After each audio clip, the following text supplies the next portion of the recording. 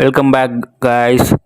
இன்றைக்கி நம்ம என்ன பார்க்க போகிறோன்னா டாப் 10 ஃபாஸ்ட் பவுலிங் 10 டீம்ஸில் எந்த டீம் கிட்ட 10th இந்த கவுண்டவுனில் நான் ரேட் பண்ண டீம் வந்து கிங்ஸ் 11 பஞ்சாப் வந்து ஹெவியாக நல்ல பேட்ஸ்மேன்ஸ் மேலே போனாங்க. ஆனால் பவுலர்ஸ்னு பார்த்தா ஃபாஸ்ட் பவுலர்ஸ்னு பார்த்தா அவங்கக்கிட்ட ஒரு நல்ல ஃபாஸ்ட் பவுலர்ஸ் இல்லைன்னு தெரியுது கிளியராகவே. அவங்க வந்து inexperienced Vyshak Vijaykumar, but only ஒரு நல்ல ஃபாஸ்ட் பவுலர்னால் அவங்க லாக்கி ஃபெர்குசன் சொல்லலாம். லாக்கி ஃபெர்குசனை தவிர வேறு நல்ல ஃபாஸ்ட் பவுலர்ஸ் இல்லையோன்ற மாதிரி இருக்குது டீமில். லாக்கி ஃபெர்குசன் 11ல் ஆடுவாரா அப்படின்னு ஒரு தெரியாது, அது ஒரு டவுட்டு தான். அவரோட ஃபார்ம் எப்படி இருக்குன்னு தெரியல. So only Lockie Ferguson, Vyshak Vijaykumar, அவ்வளோதான். சொல்கிற மாதிரி ஃபாஸ்ட் பவுலர்ஸ் பெருசாக இல்லை. பொசிஷனில் வந்து சன்ரைசர்ஸ் ஹைதராபாத் அவங்க வந்து அவங்களோட பிரைம் பவுலர்ஸான நட்ராஜன் அண்ட் புவனேஸ்வர் குமாரை விட்டுட்டாங்க. அப்படி பார்க்குறப்போ பேட் கமின்ஸ் மட்டும் தான் ஓரளவுக்கு எக்ஸ்பீரியன்ஸான பவுலர் அங்கே இருக்கார். அவர் கூட போடுறதுக்கு ஜெயதேவ் உன்னாட்கட் இருக்கார்.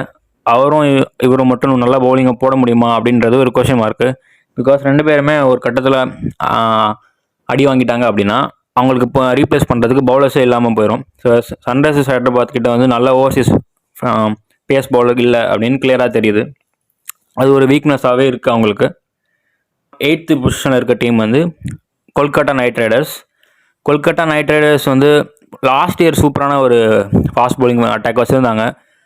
இந்த name of Mitchell Starc, Harshit Rana, Vaibhav Arora. இந்த வாட்டி ஸ்டார்க்கை விட்டுட்டு ஆண்ட்ரிக் நார்க்கியா எடுத்திருக்காங்க.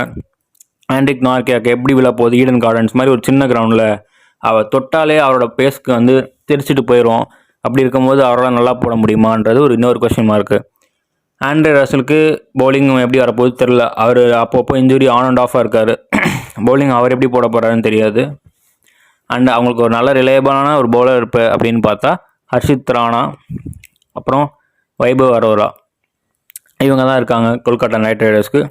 7th பொசிஷன் வந்து ராஜஸ்தான் ராயல்ஸ். ஜோஃப்ரா ஆர்ச்சருக்கு மேலே பிக்காக இன்வெஸ்ட் பண்ணியிருக்காங்க இந்த ஆப்ஷனில். ஜோஃப்ரா ஆர்ச்சர் இன்ஜுரியிலேருந்து வராரு. அவரோட ஃபார்ம் எப்படி இருக்குன்னு தெரியாது. அவர் வந்து அவர் 2020 ஆர்ஆருக்கு விளாடும்போது சூப்பராக பவுலிங் போட்டு கொடுத்தாரு ஆர்ஆருக்கு.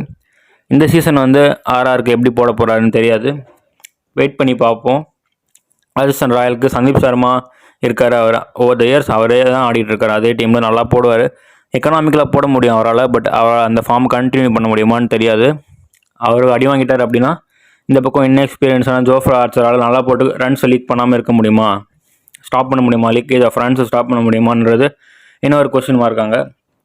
ஸோ ராஜஸ்தான் ராயல்ஸ் எப்படி பண்ணுறாங்கன்னு பார்க்கலாம். சென்னை சூப்பர் கிங்ஸ் நம்பர் 6ல் ரேட் பண்ணுறேன் அவங்கள. Chennai Super Kings Matheesha Pathirana death ஓவரில் போட்டுருவார். பட் அவங்கக்கிட்ட கலீல் அகமது அண்டு முகேஷ் சௌத்ரி இருக்கார். முகேஷ் சௌத்ரி வந்து ஒரு நியூ பால்லே போடக்கூடிய ஒரு பிளேயர். நல்லா ஸ்விங் பண்ணுவார் ரெண்டு சைடும். அவரால் நல்லா போட முடியும். லாஸ்ட் சீசனுக்கு முன்னாடி சீசனில் வந்து லாஸ்ட் டைம் சிஎஸ்கே ஆடினப்போ அவர் டெலிவரி பண்ணியிருந்தார். கலீல் அகமதும் ஒரு யூஸ்ஃபுல்லான ஆப்ஷனாக இருப்பார் சேப்பாக் மாதிரி ஒரு விக்கெட்டில். பட் அவங்ககிட்ட ஒரு நல்ல ஃபாரினாக இல்லை அப்படின்னு அவங்க லேக் பண்ணுறாங்க. ஜேமி ஓவர்டனை தவிர ஒரு நல்ல ஃபாரின் பேஸ் பவுலர் இல்லை அப்படின்றதுனால அவங்களுக்கு நான் 6th பொசிஷன் தரேன். நம்பர் 5 வந்து லக்னோ சூப்பர் ஜெயின்ஸ். இவங்ககிட்ட வந்து நிறைய நல்ல ஃபாஸ்ட் பவுலர்ஸ் இருக்காங்க. பட் இவங்களுக்கு நான் 5th பொசிஷன் கொடுத்தேன் அப்படின்னா எல்லாருமே இன்ஜுரி ப்ரோன். ஸோ ஒரு ரீப்ளேஸ்மெண்ட்டாக இருந்தால் கூட அந்த ரீப்ளேஸ்மெண்ட்டுமே ஒரு இன்ஜுரி ப்ரோனாக இருக்குது. மோசின் கான் இருக்கார், அவர் ஒரு இன்ஜுரி ப்ரோன். மயங்க் யாதவ் இருக்கார், அவரும் ஒரு இன்ஜுரி ப்ரோன். அதுக்கும் அடுத்தது சமர் ஜோசப், அவரும் ஒரு இன்ஜுரி ப்ரோன். ஸோ இந்த மாதிரி நல்ல நல்ல பவுலர்ஸ் இருந்தாலுமே அவங்களால இன்ஜுரி ப்ரோன் இருக்க பவுலர்ஸாக இருக்கனால அவங்களுக்கு லைக் ரீப்ளேஸ்மெண்ட்டாக இருந்தாலுமே இப்போ ரீப்ளேஸ்மெண்ட்டுக்கே இன்ஜுரினா எங்கே போவீங்க? ஸோ அந்த மாதிரி ஒரு கொஸ்டின் மார்க் வருது. ஸோ லக்னோ சூப்பர் ஜெயின்ஸ் எப்படி பண்ண போகிறாங்கன்னு தெரியல. 4th ரேட் பண்ண போகிற டீம் வந்து Gujarat Titans. Kagiso Rabada, Mohammed Siraj, இந்த மாதிரி நல்ல நல்ல பவுலர்ஸ் வச்சுருக்காங்க. ஜெரால்டு கோட்ஸி, இந்த மாதிரி சூப்பரான பவுலர்ஸ் வச்சுருக்காங்க குஜராத் டைட்டன்ஸ். யார் 11ல் ஆட போகிறா, எந்த மாதிரி பவுலர்ஸ் நல்லா பெர்ஃபார்ம் பண்ண போகிறாங்கன்னு தெரில. எனக்கு பொறுத்த வரைக்கும் கண்டிப்பாக 11ல் வந்து ரபாடா இருப்பார், சிராஜ் இருப்பார். இவங்க 2 பேரும் ஒரு 8 ஓவர்ஸ் கம்பைன் பண்ணி போட்டாங்கன்னா லீத்தனான ஒரு பவுலிங் அட்டாக்காகவே இருக்கும். கண்டிப்பாக சிராஜ் அந்த பிச்சில் நல்லா போட ஆரம்பிச்சிட்டார் அப்படின்னா அவர் அன்ஸ்டாப்பபிளாக இருப்பார்.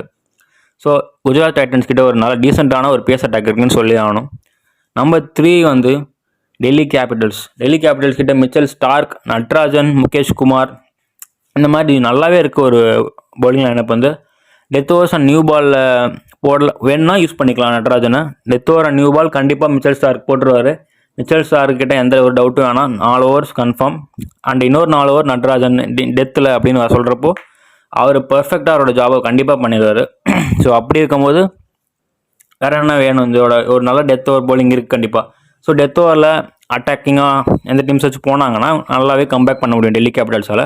முகேஷ் குமார் வந்து மிடில் ஓவர்ஸில் நல்லா போட்டு விக்கெட்ஸ் எடுத்து கொடுப்பாரு, ரன்ஸ் போகாமல் விக்கெட்ஸ் எடுத்து கொடுப்பாரு கண்டிப்பாக. அண்ட் நம்பர் 2 பொசிஷனில் வந்து நான் ஆர்சிபி சொல்லுவேன். ஆர்சிபி இந்த வருஷம் சூப்பராக பண்ணியிருக்காங்க ஆக்ஷனில். ஃபாஸ்ட் பவுலர்ஸை பொறுத்த வரைக்கும் புவனேஸ்வர் குமார், ஜோஷ் ஹேசில்வுட், நுவான் துஷாரா, ராசிக் சலாம், லுங்கி இங்கே ஒரு ரீப்ளேஸ்மெண்ட்டாக தான் இருக்கார். அவர் மோஸ்ட்லி யாருக்கும் இன்ஜுரி ஆனால் அந்த மாதிரி தான் ஆடுவார். கண்டிப்பாக அந்த 11ல் ஹேசில்வுட் அண்ட் புவனேஸ்வர் குமார் இருப்பாங்க. Until and any injury concerns இருக்குது அப்படின்னா ஹேசில்வுட் ரீப்ளேஸ் பண்ணுறதுக்கு கண்டிப்பாக நுவான் துஷாரா ஆடலாம். இம்பேக்ட் சப்பாக வந்து ராசிக் சலாமா ஆடுவார். ஸோ அவங்களோட பேஸ் டிபார்ட்மெண்ட் பயங்கரமாக இருக்குது இந்த இயர். ஸோ மறக்க வேணாம், சூப்பராகவே இருக்குது. அண்ட் நம்பர் 1 கண்டிப்பாக சொல்லி ஆகணும், மும்பை இந்தியன்ஸ். பும்ரா, தீபக் சஹர், ட்ரெண்ட் போல்ட். இதுக்கு மேலே என்ன வேணும் ஒரு ஃபாஸ்ட் பவுலருக்கு? ஒரு நல்ல ஃபாஸ்ட் பவுலிங் டீமுக்கு என்ன தேவை? எதுவுமே கிடையாது இதுக்கு மேலே. ஸ்விங் இருக்குது, அக்யூரசி இருக்குது, பேஸும் இருக்குது, கன்சிஸ்டன்சியும் இருக்குது. இது போதும் இந்த ஃபாஸ்ட் பவுலிங் லைனப்புக்கு வச்சு அவங்க ஃபுட்பால் கேம் ஆடிடுவாங்க. ஃபுட்பால் ஸ்கோர் கார்டு கண்டிப்பாக விளையாண்டுருவாங்க மும்பை இந்தியன்ஸ். தீபக் சஹர் வந்து டாப் ஓவரில் நியூ பால் ஓப்பன் பண்ணலாம் அலாங் வித் ட்ரெண்ட் போல்ட். 2 பேரும் பயங்கரமாக போட போகிறாங்க ரைட் லெஃப்ட் காம்பினேஷனில். பேட்ஸ்மேனுக்கு கண்டிப்பாக ஒரு பெரிய ஸ்ட்ரகிளாக இருக்க போகுது.